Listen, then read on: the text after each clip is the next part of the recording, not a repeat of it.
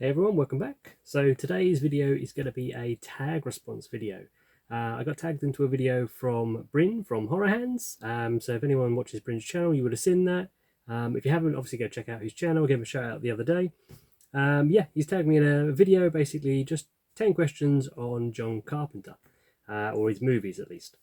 So let's go through the questions and I'll give you the answers I've got.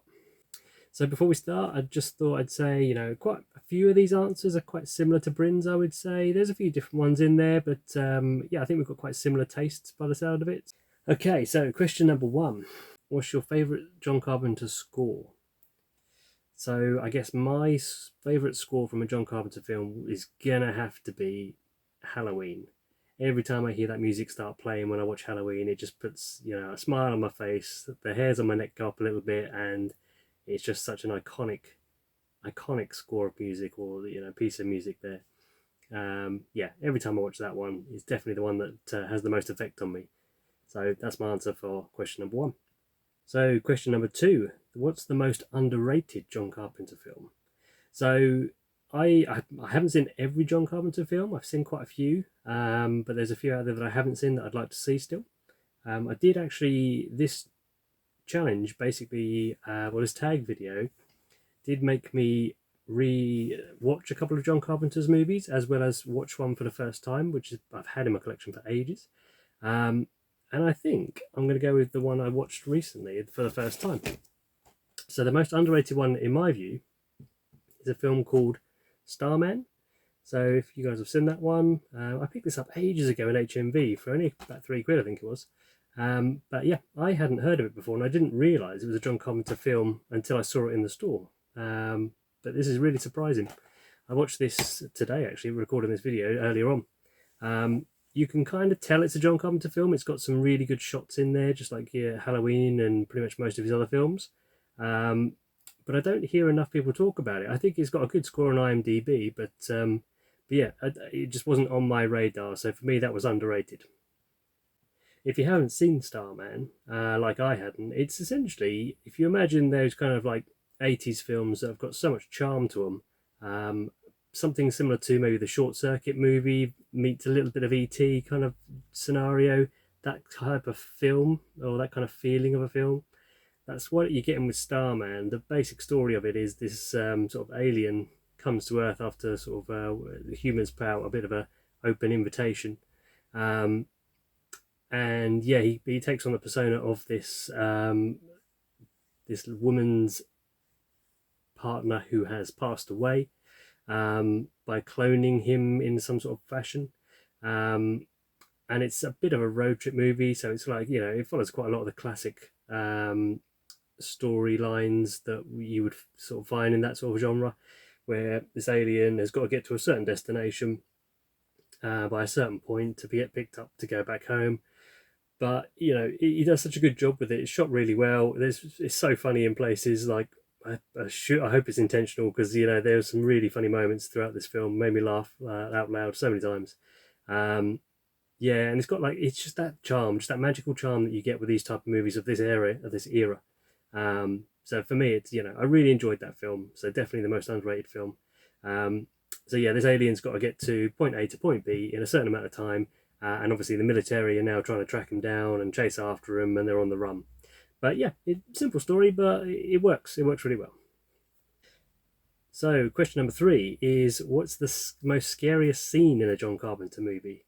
So again, for me, I think it's going to have to be, I mean, there's been a few you could choose from, but I think for me personally, there's the one I remember seeing, probably again too young, which is probably why it still had the effect on me, in Halloween. And I think it's when Laurie's basically hiding from Michael Myers, and she goes in the wardrobe, and it's those slatted kind of wardrobe doors that you can kind of almost see out of, and it's that moment of tension where she's hiding, you're almost holding your breath with her, just to see whether he discovers her or not. So yeah, that's got to be my most scariest scene in a John Carpenter movie. So number four is, what is the most suspenseful scene in a John Carpenter movie? Now, my answer for that previous question could come close, but I think I do agree fully with Bryn's answer on this one. I think the one that just pips the scene I was talking about previously is going to have to be in The Thing. when they're all sitting around waiting for this blood test to come back to find out who or who isn't the thing. Yeah, classic scene, so good. The tension is so high in that scene. It's done masterfully, absolutely masterfully. So yeah, answer to number 4 is the scene of the thing where they're waiting for the blood test. So question number 5, what's your favourite non-horror film from John Carpenter? So again, I think just hopefully it's not just because I've watched this today, but I think it's got to be Starman. He's done so many horrors that were like horror you could interpret as horrors. This one's definitely not a horror. I mean, to be fair, thinking about it, this one's a PG rated film, but I think it contains mild bad language, mild nudity, mild drug taking, I think, from memory. If you count smoking as drug taking, mild gambling. You know, it's got all the good stuff in there, but they managed to do it so it's only PG rated. So it has got that kind of like family feel to it to some extent. But yeah, such a good film anyway. Question number 6. Will Michael Myers ever die? And this is again another one where I completely agree with Bryn's answer on this one. No, I don't think he will. I think he's, you know, you get these horror icons and they just stick around. I mean, for example, if you can go way back to Dracula, you can go back to The Mummy, Frankenstein's monster, you know, some of the really early classic monsters and kind of icons of horror. And they're still being remade today. They're still sort of rebooting those things. They're still carrying them on in some way or shape or form. And I think exactly the same is going to happen with Michael Myers.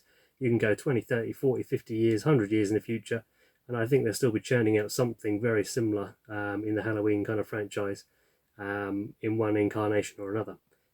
Just like they'll do with, you know, Jason from Friday the 13th, Freddy as well. They'll all live on for so long. They'll outlive all of us.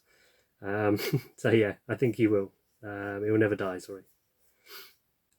So number 7, the spookiest John Carpenter film. So another one here where I completely agree with Bryn, possibly for slightly different reasons. So the spookiest one has got to be The Fog. Now this is, I feel like this is possibly a common thing from chatting to other people recently about this. John Carpenter films, some of them I love straight away. So for example, Starman I watched today, loved it straight away, first time watch. Halloween, I feel like I watched that years ago, like, you know, way too young, but loved it straight away, first time watch. But yeah, other films like Big Trouble in Little China, The Ward, even things like Escape to New York and Christie, They Live, Vampires. I didn't really love them on the first watch. You know, these are all films that I've gradually started to love with rewatches, and The Fog's included in that. So yeah, didn't, you know, could have took it or leave it, The Fog. But rewatching it again, I think it was last Halloween or the Halloween before, and you know, projected it out on the big screen there. Got the restored version, which they've done recently, only on Blu-ray, but still, you know, really good restoration. And really enjoyed it. Yeah, it was like watching it for the first time again. So I think it's a thing with this, you know, some of his films. You have to really give them a second or third viewing before you really appreciate them. But yeah, the spookiest film I would say is John Carpenter's The Fog. So my reasoning being that I used to live near the seaside, so you can imagine I was quite familiar with seeing the sights of fog rolling in on the sea and such. So it really had an extra connection for me, which I think makes it just all the more spookier. If you can picture yourself in the situation of whatever's being shown, it just adds to it for me. So question number 8, what's the worst John Carpenter film? Another one where I'm going to have to agree with Bryn on this. So, you know, I do own this film, which is Ghosts of Mars. And yeah, you know what, I watched it in my teen years and I thought it was okay. I didn't enjoy it that much, but then, like I've just said, it was quite a common thing for John Carpenter films to not enjoy on a first watch, and when you go back to them, actually they're quite good. But this one, I have to say, you know, I rewatched this one again today for the purpose of this video, just to check myself here.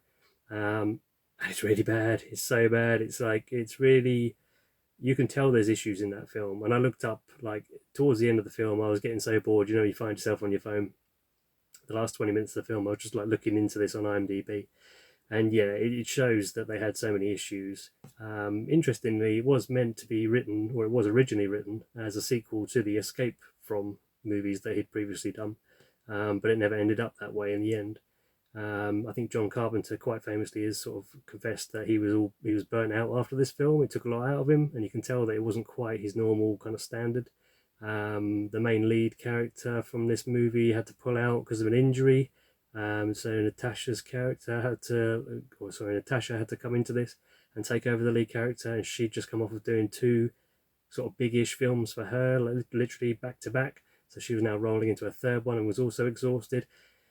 Jason Statham, who's in this movie, was meant to be Ice Cube's character, but then they flipped him for the sake of popularity at the time. I don't quite understand why. I think, if anything, it could have worked better with the other way around originally, where Jason Statham plays the kind of prisoner character. Anyway, you can tell all these problems before you even kind of looked anything up was sitting under there. I think, poor casting for a lot of it didn't help. I think everyone just being burnt out didn't help. Yeah, and it just didn't get well received. And sadly, I have to agree. It's probably one actually I'm going to get rid of now. I very rarely get rid of a film like that, but I can't see me rewatching it. So yeah, that's got to be Ghosts of Mars. So question number 9. If John Carpenter directed a sequel, what would it be? So I assume if you mean to his own work, so something he's previously done.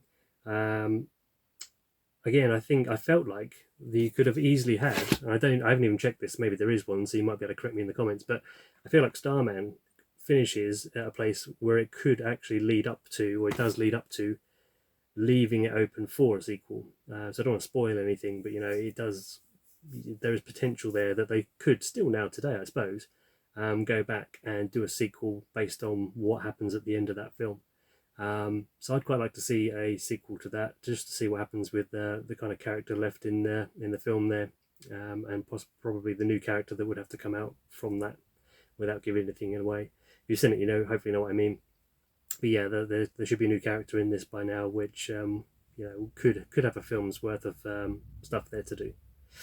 Then I thought, if it was just a sequel in general, and it wasn't actually his sequel to his own work, but a sequel to someone else's work. There was a film I watched this year or last year, which I really enjoyed, and it reminded me in parts a lot of that era of John Carpenter's classic work, if not, John Carpenter himself in a certain couple of shots. And I even watched it thinking, was this a 70s movie that I just completely missed somehow in the kind of like horror genre? And that movie was House of the Devil. So yeah, really good film. I was really baffled by it and knew nothing about it going in, so I was completely blind watching it.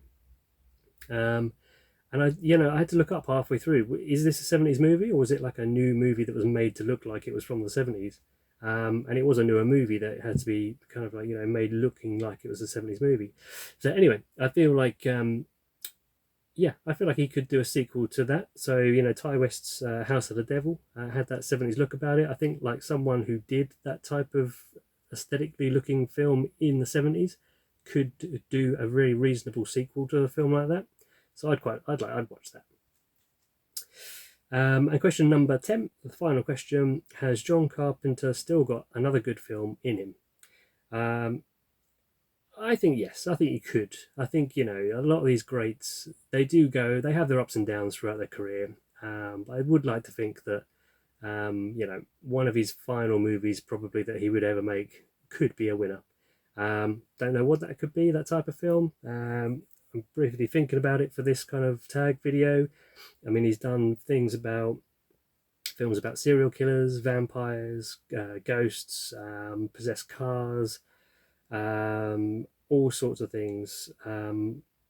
So, maybe like a werewolf movie. You don't really get many good werewolf movies. So if he's going to do anything, I feel like that would follow in his kind of what he's done before, Yeah, so I think, I think maybe something like a werewolf movie he might be able to pull off really well. Yeah, so that's it. That's our 10 answers to the tag video set by Bryn. Thanks for tagging me into that, Bryn. Really enjoyed doing this and getting back to John Carpenter and rewatching a few of his titles.